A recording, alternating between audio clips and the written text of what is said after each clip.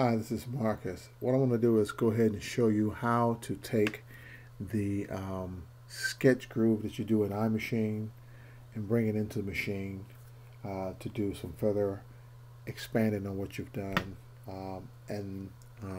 What I normally do is take it from Machine to Logic, but this is just going to be a demo of how to take it from your iPhone, from the program iMachine to the machine. So let's go ahead and get started. What I'm going to go ahead and do is make sure that the file that I want, which is called She's Bouncing, so that's the temporary name because it's going to change once it gets into the machine. But this is what I want, so I'm making sure that's selected. So now what I'm going to do is go back into here, and I'm going to export it. Now the cool thing about exporting is that if you have a SoundCloud account, you can export directly to SoundCloud. If you were sharing something with someone or working remotely, you could actually, bounce this to SoundCloud. They would get it, and then you could actually, they could hear it or whatever. But what I'm going to do right now is I'm sending it to the machine, and I'm getting the audio and the project and sample files. I'm going to go ahead and say export. When you're seeing it export, it's taking all type of audio files. So even if you didn't have these audio files on your machine, it would export them. When you open them up, you could actually save them as a kit, and then you have them on your machine as well. And vice versa, you can actually go to the machine and actually export files that are not on the iMachine to expand your library. So that's cool. So we're going to go ahead and say yes. We're going to go to iTunes. I open up iTunes. You're going to go down to the machine, which I've already selected, under your applications. And the machine, and this is what I want. Now you can see it's just a 5 meg file because it's been zipped up. I'm going to go to the bottom of this and tell it to save it to my desktop. So now it's on my desktop. It's finished copying. I'm going to minimize this, and I'm just going to double click on this. It's going to open it up, and then I'm going to go into this file, and in this file you see this is the bounce wave of that. And if I just hit the space bar to preview it, you'll hear it.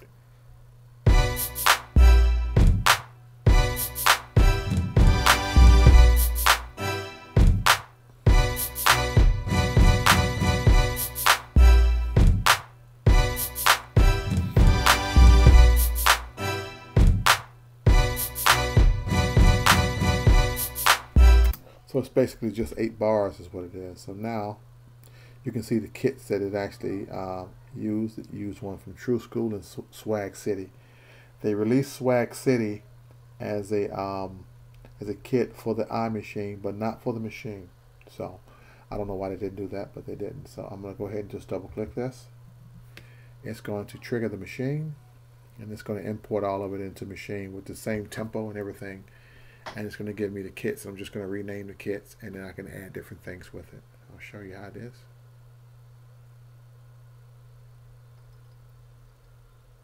As you can see, the tempo defaultly is BPM is 120. It's going to change all of that. Okay, so you can see that it brought everything in. What I'm going to do is just look at every pad, make sure everything is synchronized correctly. It is. Everything has a grid of 1/16.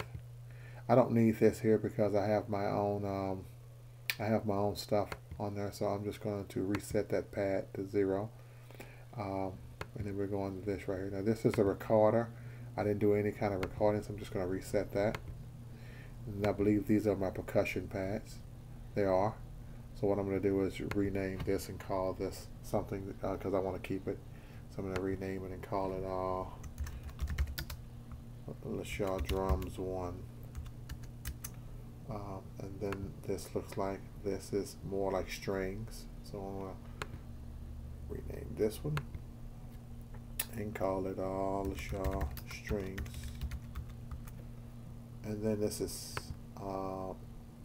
like this happens to be another type of drum. So I'm going to go ahead and give this another name and call it LaShaw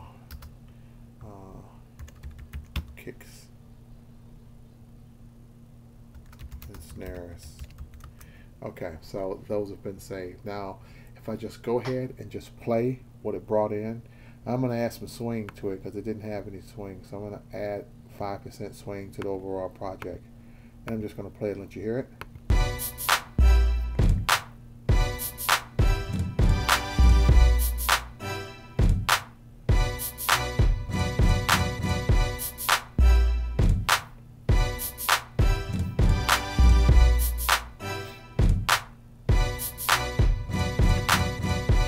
So you see that it's 8 bars. You can see right here that it's telling you that it's 8 bars. It has a step of 1/16. So what I'm going to go ahead and do is go ahead and create a second scene. On the second scene, I'm going to go ahead and on this I want it to be 1, and on here I want it to be 1, and here, because all I have is one pattern in there. Now I'm going to add something just a little bit different to it right now, just to get something going. I'm going to go ahead and add this here. Okay, but I don't want any of the preset stuff that comes there. I actually get rid of that. Keep that there. So we're just going to hear this, and I'm just going to tap right now because I don't know what I'm going to add into this.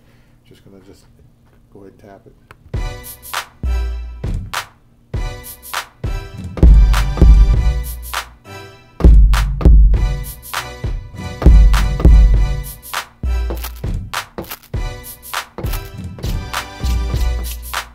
Okay, we're going to record now.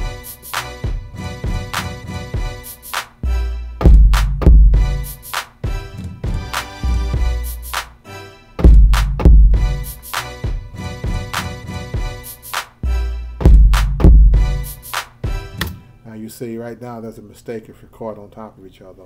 Why? It's because I didn't extend the bars. So I'm going to go ahead and delete this here.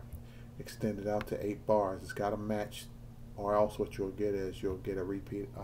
If it's less bars than that, which you can do that, but then you have to know that if this set to 4 and the other was 8, then it's half of it, then you have to stop in half or you'll start repeating over. So we're going to go ahead and do this again.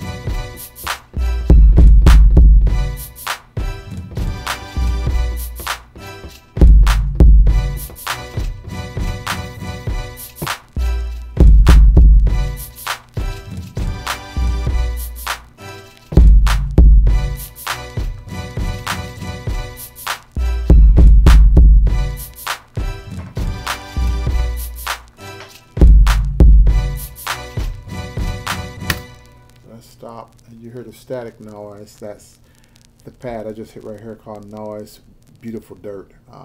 That is a static pad, so if I hit it, it gives you like static, like you're sampling something, which is pretty cool. So what I'm going to do is, now if you look in here, this is not really quantized because it doesn't have a step. So I'm going to go ahead and set it to 16, and then I'm going to hit the shift quantize on the machine to quantize everything, knock everything to the next step so everything will be in time, and then I'm going to play it again and let you hear it.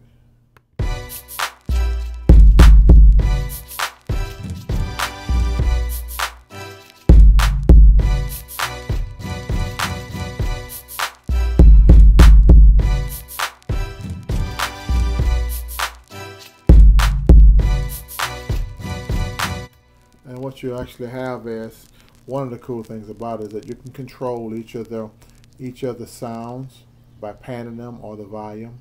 But I'm not really concerned with doing everything in the machine. Some people use the machine to do everything. I don't. So I just want to get the basic groove, and then I'm going to actually bounce this out to a wave and bring it into Logic.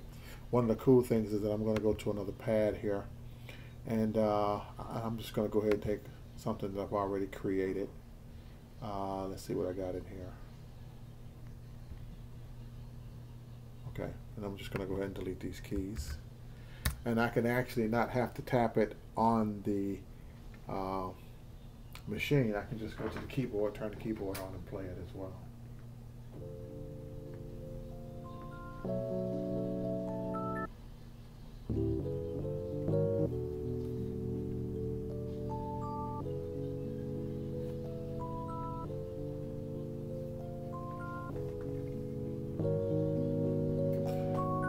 Now, if I wanted to change one of these sounds out, and I'm not going to save it, I could actually go into here, or whatever that is. That's actually a preset. If I wanted to change it out and put something, that I can actually play my own chords, and I do that a lot, I just go down to one of the pianos. Let's see what we got in here for Logic. We have the, I want to see, can I find my vintage keys? Here we go, my vintage keys, and I want to go ahead and choose this one here. And I'm just going to double click on it. It'll replace that with the vintage keys.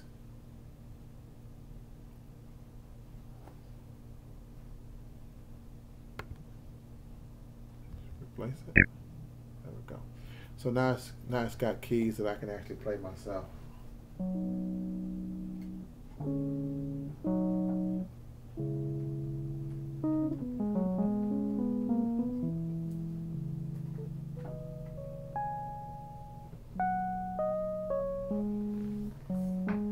So you can actually do that, and same thing with the strings as well. So a lot of times I'll change this out. Now I can actually tap it on the machine. Go to 16, then I change the pad view. Now I can hit. This is actually on the machine if I was just trying to beat it in. Just let me hit multiple pads at the same time. But the keyboard gives you the best effect for that. So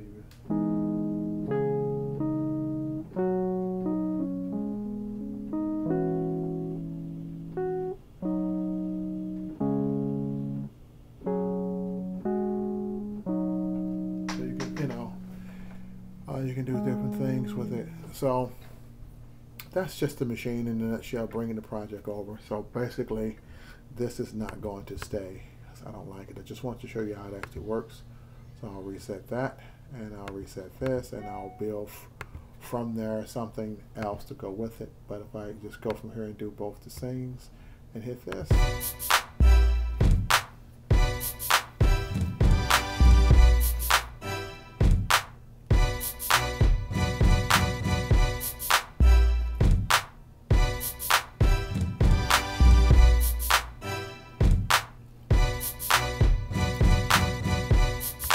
One thing that's pretty cool too, I'll show you this before I stop. I can actually go into the master group. Now if I wanted to add something in here like a compressor, which I do, because I want to add it for everything, I want it to be a little bit louder.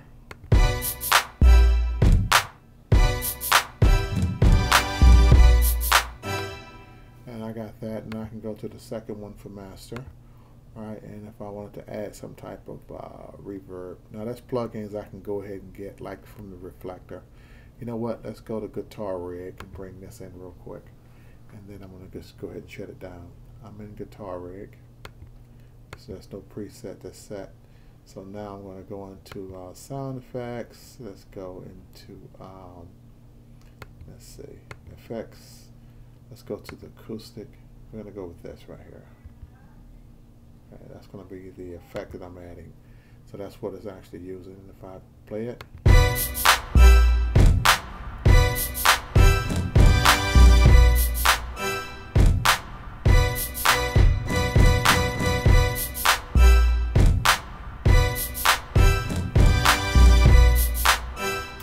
So it actually saves that. So if I go to this track right here, and I decide, okay, this is what I want. I don't know if it's going to let me save it to the desktop, so let me just go ahead and bounce it to a wave, and I'm going to drop it and see if it lets me do anything with it. Okay, so I'm just going to drop this on the desktop, which is a wave, and I'm just going to go ahead and play that. And all you're going to hear is just that kick track.